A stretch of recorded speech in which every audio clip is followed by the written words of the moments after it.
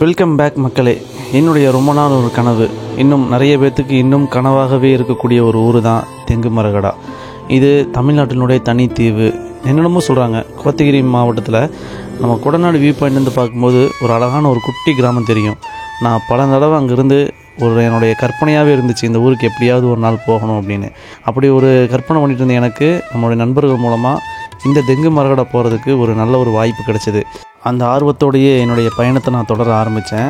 Check போஸ்ட்டை தாண்டின உடனே ஒரு 10-20 வீடு இருந்தது. அதை தாண்டின உடனே மறுபடியும் காடுகள் ஆரம்பிச்சுது. இந்த காடுகளில் அதிகமான யானைகளும் சிறுத்தைகள் புலிகள் அதிகமாக இருக்கிறதுனால இந்த பகுதியில் 2 வீலர் அலோடு பண்ண மாட்டாங்க. ஒரு 2 கிராமத்து வரைக்கும் 2 வீலரில் போய்க்கலாம். அதுக்கப்புறம் கம்பல்சரியாக நீங்கள் காரில் அல்லது பஸ்ஸில் தான் போக முடியும். ஏன்னா நம்ம செக் போஸ்ட்லேருந்து இந்த கிராமத்தை தாண்டி 25 கிலோமீட்டர் அடர்ந்த வனப்பகுதி அப்படிங்கிறனால நிறைய வனவிலங்குகள் இருக்கும். இப்போ நம்ம பார்க்கக்கூடியது தான் பவானி சாகர் டேமு.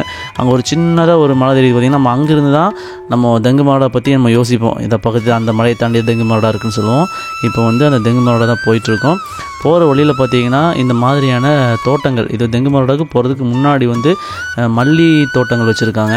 அதை தாண்டி எப்படி போகும்போது பார்த்திங்கன்னா இந்த மாதிரியான வீடுகள் பார்த்திங்கன்னா பார்க்குறதுக்கு அவ்வளோ அழகாகவும் கல் மண்ணில் கட்டின வீடுகளும் ஆட்டு பண்ணைகளையும் வச்சுட்டு இந்த மக்கள் வாழ்ந்துட்டுருக்காங்க. ரொம்ப ஏழ்மையான மக்கள். இந்த பவானி சாகர் டேம்லேருந்து மீனை பிடிச்சி தான் இவங்களுடைய வாழ்வாதாரத்தை தேடிக்கிறாங்க. இன்னும் கொஞ்சம் தூரம் போக ஆரம்பித்தோடனே அந்த அடர்ந்த காடு ஸ்டார்ட் ஆக ஆரம்பிச்சிருச்சு. கொஞ்சம் தூரத்துக்கு அப்புறம் தார் ரோடு முடிஞ்சு ஆஃப் ரோடு ஸ்டார்ட் ஆக ஆரம்பிச்சிருச்சு. அங்கே பக்கத்துலேயே ஒரு செக் போஸ்ட்டும், அந்த செக் போஸ்ட்டை சுற்றியும் அகழி, யானைகளோ மற்ற விலங்குகள் உள்ளே வராத மாதிரி அகழியும் நோண்டி போட்டிருந்தாங்க. அந்த செக் போஸ்ட்டு பக்கத்தில் ஒரு போர்டு போட்டிருந்துச்சு. அந்த போர்டில் இருக்கக்கூடிய வசனத்தை படித்து பாருங்களேன்.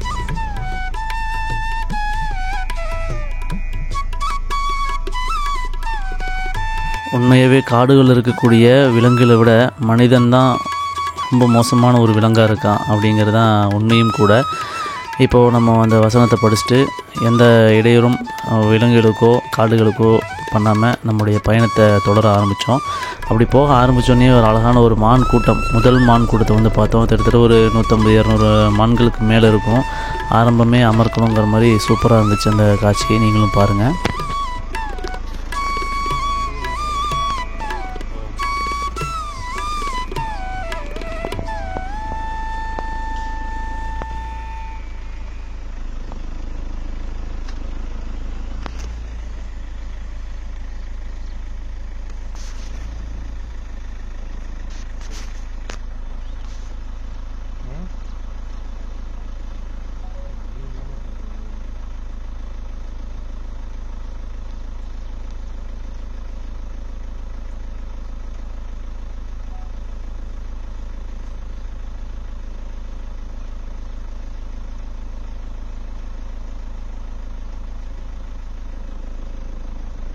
இடது பக்கம் கல்லாம்பாளையமா?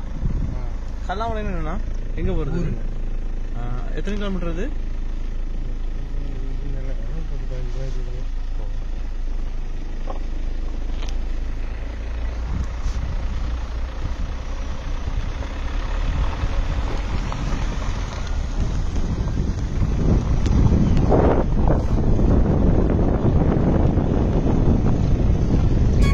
இந்த கிராமத்துக்கு போகக்கூடிய பப்ளிக் டிரான்ஸ்போர்ட் சொல்லக்கூடிய கவர்மெண்ட் பஸ்ஸு, அதோடைய டைமிங் பார்த்தீங்கன்னா மேட்டுப்பாளையத்திலிருந்து 10 மணிக்கு எடுக்கிற வண்டி பவானி சாகருக்கு 11:30 மணிக்கு வந்துடும். 11:30 மணிலேருந்து அங்கேருந்து தெங்கு மரகடா போகிறதுக்கு 1:30க்கு மதியானம் போய் சேர்ந்துடும். அதுக்கப்புறம் பவானி சாகர்லேருந்து இன்னொரு பஸ் இருக்குது. 5:30 மணிக்கு அந்த பஸ் எடுப்பாங்க. அந்த பஸ் பார்த்தீங்கன்னா தெங்கு மரகடா போய் சேரும்போது சாயந்தரம் 7:30 மணிக்கு போய் சேர்ந்துடும். இந்த பஸ் பயணம் ரொம்ப சூப்பராக இருக்குது. நைட் டைமுங்கிறனால நிறைய விலங்குகளை பார்க்கறதுக்கான வாய்ப்பு கிடைக்கும். தெங்கு மரகடாவிலிருந்து வெளியே வரக்கூடிய பஸ் டைமிங் பார்த்தீங்கன்னா காலையில் 6 மணிக்கு ஃபஸ்ட்டு பஸ்ஸு.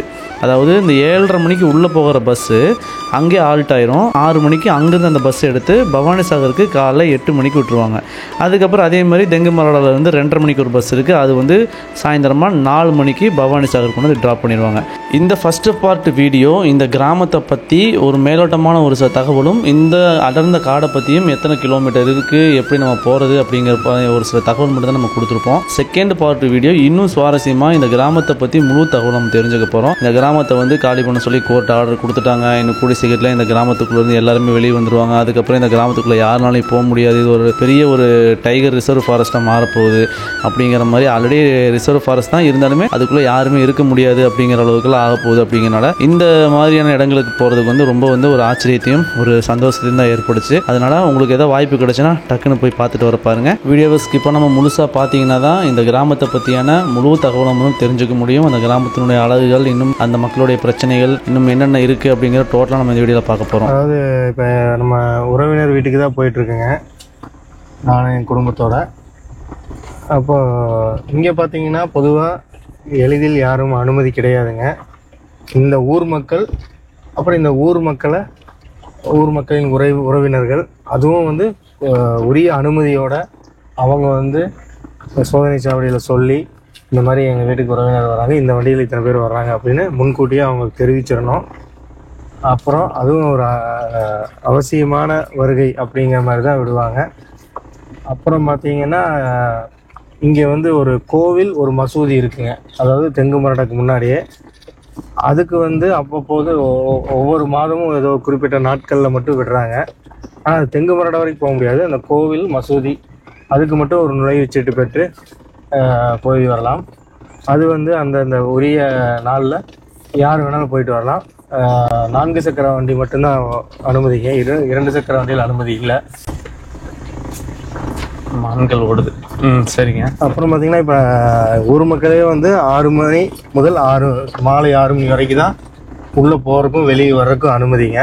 கொஞ்சம் நேரம் ஆயிடுச்சுன்னா அவங்க வந்து அங்கேயே இப்போ ஒரு வேளை இப்போ வெளியே போகிறாங்க, வரக்கு நேரம் ஆயிடுச்சுன்னா அவங்களே வந்து ஒரு குறிப்பிட்ட நேரத்துக்கு மேலே அவங்க அனுமதிக்க மாட்டாங்க. கீழே பவானி சார்லேயே அவங்க இங்கே தங்கிட்டு காலையில் தான் நுழைய முடியும்.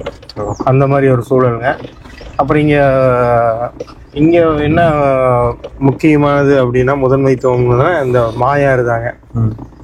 பார்த்துருப்பீங்க நிறைய பேர், மழை காலங்களில் மாயாற்றில் வெள்ளம் அப்படின்னு போட்டிருப்பாங்க. மாயாறு தாங்க இங்கே சிறப்பு. எப்பவுமே பார்த்தீங்கன்னா மழை காலத்தில் நல்ல வெள்ளமாக இருக்கும். பரிசலில் தான் நம்ம போக முடியுங்க, பரிசலில் தான் போக முடியும். இந்த ஊர் மக்கள் நீண்ட காலமாக பாலம் அமைத்து சொல்லி கோரிக்கை விடுத்திருக்காங்க. ஆனால் இப்போ வந்து நீதிமன்றமும் வந்து இந்த குடியிருப்புகளெல்லாம் அகற்றணும், மக்களை வந்து அவங்களுக்கு உரிய இடமும் இழப்பீடும் கொடுத்து அவங்களுக்கு நல்ல இடமா கொடுக்கணும், இந்த காடை வந்து ஒரு புலிகள் இதாக அறிவிக்கணும் அப்படின்னு சொல்கிறதுனால இப்போ மேற்கொண்டு எந்த வசதியும் இனியும் பண்ணாமல் இருக்கிறாங்க. இப்போ இருக்கிற வசதியை வச்சு மக்கள் வந்து பேருந்து வசதி இருக்குங்க, பேருந்து வசதி இருக்குது. அதாவது காலையில் இப்போ இரவு இப்போ நம்ம பார்த்துருப்போம், காமிச்சிருப்பாரு, அந்த பேருந்து பார்த்திங்கன்னா இரவு வந்துடுங்க. இரவு இங்கே வந்து அங்கேயே தங்கி காலையில் இப்போ 6 மணிக்கு வண்டி எடுப்பாங்க. தெங்குமலையிலேருந்து எடுத்து கீழ் நோக்கி போவாங்க. அதே மாதிரி மதியம் ஒரு வண்டி இருக்குது, அப்புறம் சாயங்காலம் ஒரு வண்டி இருக்குது. 3 வேளையும் மட்டும்தான் வண்டிங்க. அப்புறம் சாலை பார்த்தீங்கன்னா இங்கே வந்து தார் சாலை வசதி இல்லைங்க. அதாவது கடினமான சாலை தான், அதாவது ஆஃப் ரோடு அப்படின்னு சொல்கிறாங்களங்க, அந்த மாதிரி சாலை தான். அதாவது சிறிய வண்டிகள், சிறிய மகிழுந்துகள், அதாவது இந்த மாருதி 800, ஸ்விஃப்ட்டு, இந்த மாதிரி வண்டிகள்லாம் வர முடியாதுங்க. நல்ல பெரிய வண்டிகள், அதாவது இந்த எஸ்யூவின்னு சொல்கிறாங்களேங்க, அந்த மாதிரி வண்டிகள் தான் வர முடியும். அதில் தான் வரணுங்க, அதுதான் ஏற்றதும் கூட. அப்புறம் பார்த்தீங்கன்னா அந்த சாலை முழுக்க இங்கே, அதாவது ஒரு 25 கிலோமீட்டர் தொலைவில் தான், ஆனால் சாலை முழுக்க இப்படி தான் இருக்குங்க. எங்கேயுமே வந்து நல்ல சாலை கிடையாது. ஆனால் இது புலிகள் சரணாலயம் அப்படிங்கிறனாலையும் அடர் வனப்பகுதிக்குள்ளே இருக்கிறனாலையும் இது இப்படி வச்சு பராமரிக்கிறாங்க. அவ்வப்போது மழையும் பார்த்திங்கன்னா இங்கே நல்ல அதிக கனமழையெல்லாம் பெய்யறனால சாலை வந்து அவ்வப்போது கொஞ்சம் சேதமும் அடையுங்க. அப்புறம் தான் ஒரு விலங்குகள் நடமாட்டமே இருக்குங்க. இப்போ பார்த்த வரைக்கும் மான்கள் அதிகமாக பார்த்தோம். இனிமேல் விலங்குகள் நடமாட்டம் கொஞ்சம் செழிப்பாக இருக்குது இந்த பகுதி கொஞ்சம். ஓகே, இப்போதான் கொஞ்சம் காட்டுக்குள்ளே வந்தால் ஒரு ஃபீல் தெரியும். நேரம் வந்து காடு மாதிரியே தெரியல. மக்களே பார்த்தீங்கன்னா பேருந்தில் போகிறவங்க பேருந்தில் ஆற்றுக்கு இந்த பக்கம் இறக்கி விட்டுருவாங்க. ஆற்றுலேருந்து பரிசல்காரர் இருப்பாருங்க. அதாவது அந்த பேருந்து வர்ற நேரம், உரிய நேரத்துக்கு பரிசல்காரர் அங்கே வந்துடுவாருங்க. அல்லது நம்ம இப்போ இந்த மாதிரி நம்ம ஏதோ தனிப்பட்ட முறையில் போகும்போது கூட பரிசல்காரருக்கு அலைபேசி அவருக்கு சொன்னோம்னா அவர் அங்கேருந்து புறப்பட்டு வந்து பரிசலை கூட்டிகிட்டு போயிடுவார். தண்ணி குறைவாக இருந்ததுன்னா வண்டியை கூட நம்ம ஓட்டிகிட்டு போகலாம், அல்லது ஆற்றுலேயே நடந்து கூட போகலாங்க. அது நம்ம வசதிக்கு தகுந்த மாதிரி போய்க்கலாம். மரங்குத்தி பார்த்தீங்கன்னா இங்கே மக்கள் வந்து விவசாயமும் பண்ணுறாங்க. என்னென்ன விளைவிக்கிறாங்க அப்படின்னு நம்ம போய் நேர்லேயே பார்க்கலாங்க. நேர்லேயே பார்த்தா உங்களுக்கு இப்போ என்ன போட்டிருக்காங்க, என்ன இப்போ அறுவடை பண்ணியிருக்கேன், என்ன விளைவிச்சிருக்காங்க அப்படின்னு நம்ம நேரடியாகவே பார்ப்போம். ஓகே, கண்டிப்பாக. ஆனால் நீங்கள் போயிட்டு வந்த அனுபவம் உங்களுக்கு எப்படி இருந்துச்சு? என்னென்ன விலங்குகள் பார்த்துருக்கீங்க இதுக்குள்ள? அது நான் இதுக்கு முன்னாடி பார்த்ததில் யானைகள் கூட்டங்களாக பார்த்துருக்கேங்க.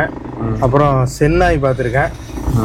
அப்புறம் எனது வாழ்நாள்லேயே முதல் முறையாக கழுதை புலி ஹைனா அது இந்த சாலையில் தான் பார்த்தேங்க. ஆனால் இப்போ வரைக்கும் நிறைய பேர்த்துக்கிட்ட சொன்னாலும் அது வந்து கழுதை புலி இல்லை அப்படின்னு தான் சொல்கிறாங்க. ஆனால் வந்து கழுதை புலி தான். கழுதை புலி இங்கே வாழுது. அதாவது இதை வந்து வனத்துறையினரே வந்து தெங்குமரடா வனப்பகுதி, சிறுமுகை வனப்பகுதியிலலாம் கழுதை புலி இருக்குது அப்படிங்கிற அறிக்கையும் கூட கொடுத்துருக்காங்க. ஆனால் நான் முதல் முறையாக கழுதை புலி பார்த்தது ஒரு பெரிய, அது ஒரு என்னை பொறுத்த வரைக்கும் ஒரு பெரிய செய்தி தான். ஏன்னா கழுதை புலி பார்க்குறது அரிதுங்க. புலி சிறுத்தை கூட நம்ம பார்த்துடலாம், கழுதை புலிங்கிறது பார்க்குறது அரிது. அது ஒரு வாய்ப்பு கிடைச்சது எனக்கு. மற்றபடி இங்கே வந்து இது வந்து மான்கள் வந்து ஆயிரக்கணக்கில் இருக்குங்க. மான், மயில், இந்த மாதிரி விலங்குகள் வந்து ஆயிரக்கணக்கில் இருக்குங்க. மான்கள் கூடுதலாக இருக்கிறனால இங்கே சிறுத்தை புலி நடமாட்டமும் மிகுதியாக இருக்குங்க.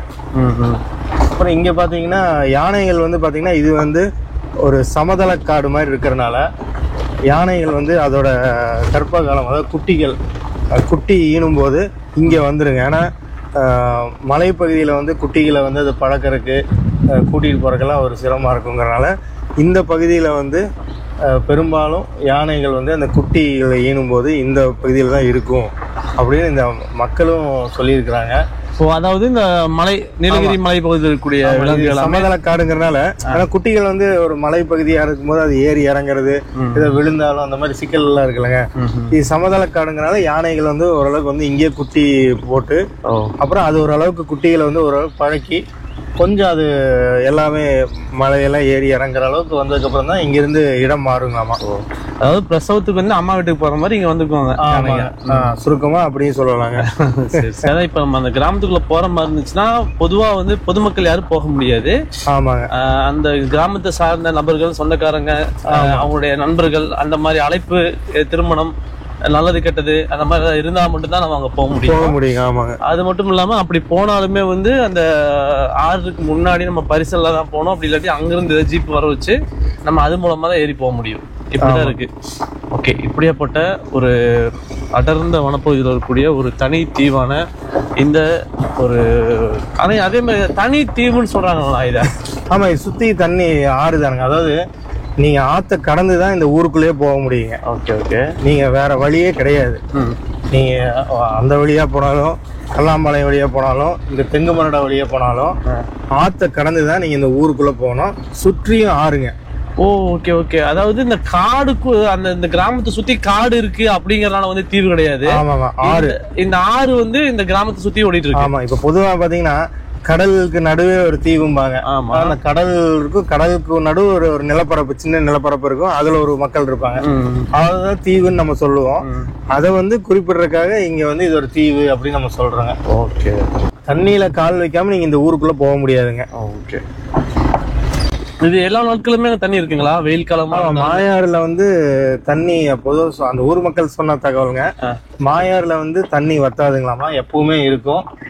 மழை காலங்கள்ல கடுமையான வெள்ளம் இருக்கும். பரிசிலே இயக்க முடியாதுங்களாமா. பரிசில் இயக்க முடியாது, வண்டியில இறக்க முடியாது. அந்த மாதிரி சூழல்ல மக்களும் வந்து வெளியில வந்து போறதெல்லாம் அவங்களுக்கு ரொம்ப இதாயிருங்க, கடினமாயிரும். வெளியே வர்றதுக்கு வாய்ப்பு ரொம்ப குறைவாயிருங்க. சரி. ஓகே, நம்ம இப்போ நிறைய கேள்விப்பட்டிருப்போம் இந்த மாதிரியான ஒரு அதிபயங்கரமான காட்டுக்குள்ளே இருக்கக்கூடிய அது ஒரு தனி தீவாக இருக்கக்கூடிய இந்த தெங்கு மரகடா. நிறைய பேர் கேட்டிருந்தீங்க கமெண்டில், தெங்கு மரகடா வீடியோ போடுங்க, தெங்கு மரகடா வீடியோ போடுங்கன்னு கேட்டிருந்தீங்க. கடைசியாக சிறியூர் அப்படின்னு சொல்லக்கூடிய ஒரு கிராமத்துக்கு நம்ம போயிட்டு வரும்போது கூட அங்கே நடந்தே இந்த கிராமத்துக்கு வருவாங்க ஒரு வேண்டுதல் சம்பந்தமா அப்படின்னு நம்ம பேசியிருந்தோம். அப்படியேப்பட்ட ஒரு கிராமத்தை தான் நம்ம இப்போ தேடி போயிட்டு இருக்கோம்.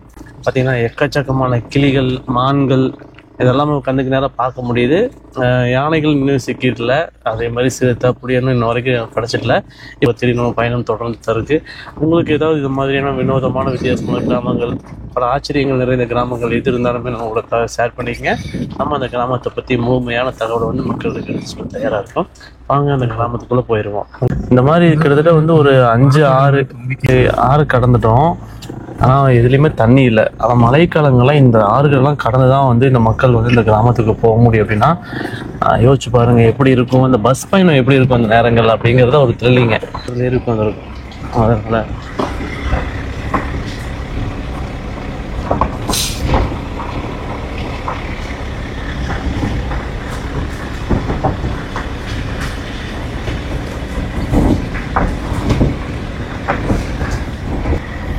ஓகே மக்களே, வந்து நம்ம அதான் தெங்கு மரகடா அப்படின்னு சொல்லக்கூடிய அந்த கிராமம். நம்ம வந்து கொடநாடு காட்சி மலையிலேருந்து பார்க்கும்போது தெரியக்கூடிய அந்த கிராமத்தினுடைய இப்போ கொஞ்சம் லாங் சைட்டில் பார்க்கலாம். விவசாயம் பண்ணிட்டு இருக்கிறாங்க, வாடைகள், அப்புறம் பார்த்திங்கன்னா அதான் அந்த கிராமங்கள் அந்த பக்கம் தெரிய போகிற கொஞ்சம் கொஞ்சம் வீடுகள். இன்னும் கொஞ்சம் முன்னாடி மலையை ஒட்டி ஒரு பயங்கரமான ஒரு கிராமமாக தெரியுது. நிறைய வீடுகள் இருக்குது. ஓகே, நான் அப்படி போகலாம். ஆதிவாசிகள் வாழக்கூடிய தனி கிராமமும் இருக்குது.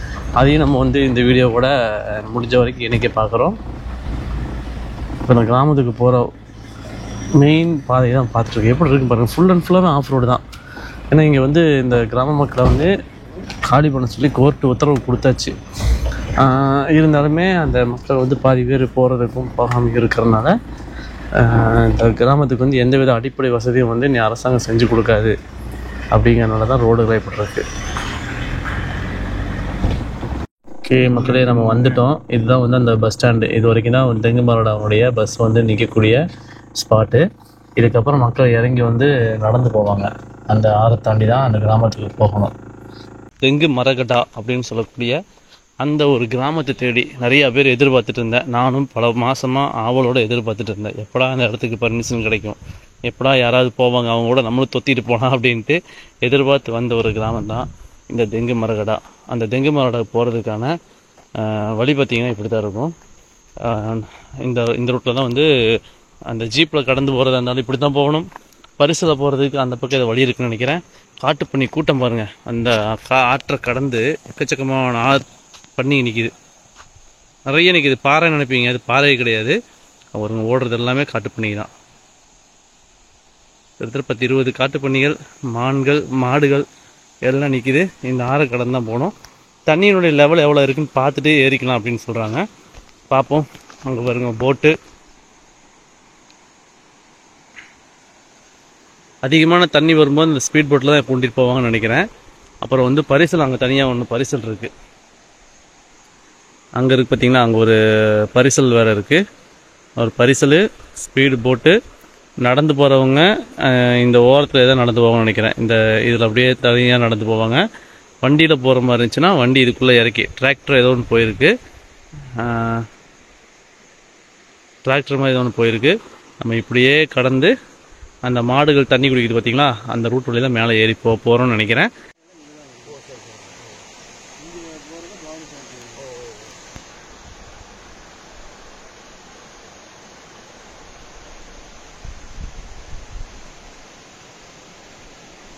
நான்வெஜ் எல்லாம் விட்டாருமா.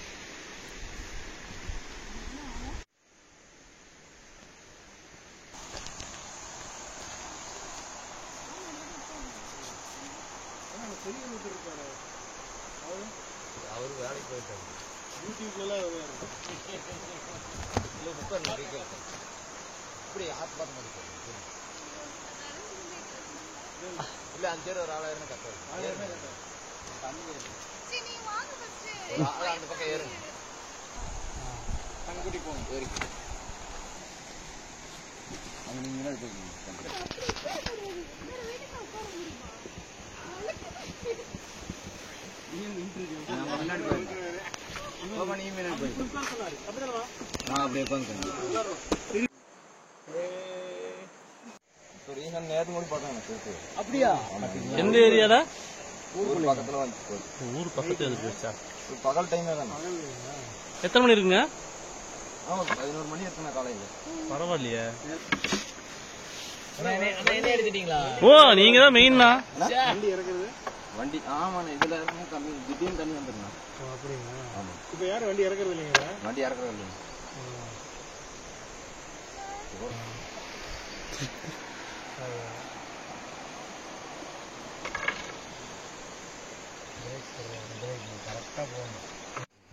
டெய்லி தண்ணி ஏறிட்டே தான் இருக்கும். ஆமாங்க. அதான் அன்னைக்கு சாயங்காலம் வரும்போது அதிகமாகிடுச்சு. அதனால நம்ம கல்லு கல்லு மல்லா கேடுச்சு, உடஞ்சிருக்கு கை மட்டும்.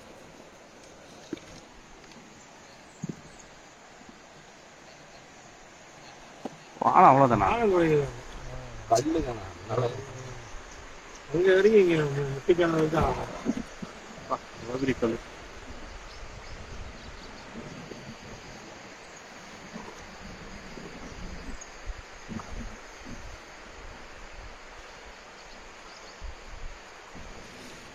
இங்க பாலமெல்லாம் வராங்க. பாலமெல்லாம் இல்லைங்க, ஏதோ எல்லாத்தையும் கிளம்ப சொல்றாங்க.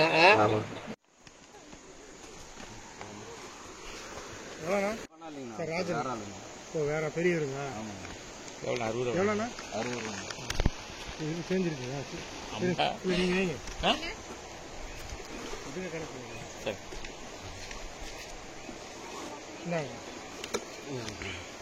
ஓகே மக்களை பார்த்தீங்கன்னா இப்போ வந்து அந்த ஒரு வழியாக நாங்கள் மாயாரை கடந்து பரிசல் சவாரி செஞ்சு இப்போ நம்ம வந்து கிராமத்துக்கு போயிட்டுருக்கோம்.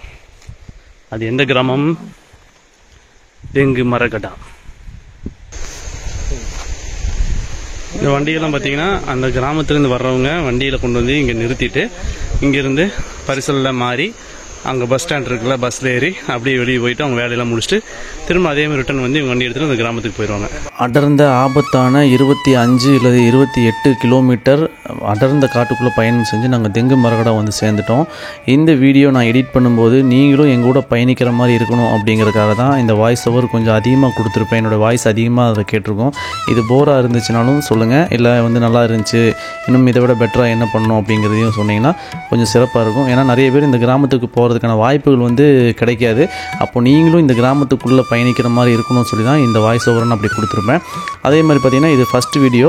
செகண்ட் பார்ட் வீடியோ வந்து இன்னும் சுவாரஸ்யமாக அந்த கிராமத்தை பற்றியும் இந்த கிராமத்துக்குள்ளே எங்களுக்கு கோழி விருந்தோட ஒரு அற்புதமான உபசரிப்பு, அதே மாதிரி முதலைகள் அதிகமாக நிறைந்த மாயாற்றில் வந்து நம்ம ஒரு அருமையான ஒரு குளியல் போட்டு இந்த கிராமத்தை பற்றி நிறைய விஷயங்கள் நம்ம தெரிஞ்சுக்க போகிறோம்.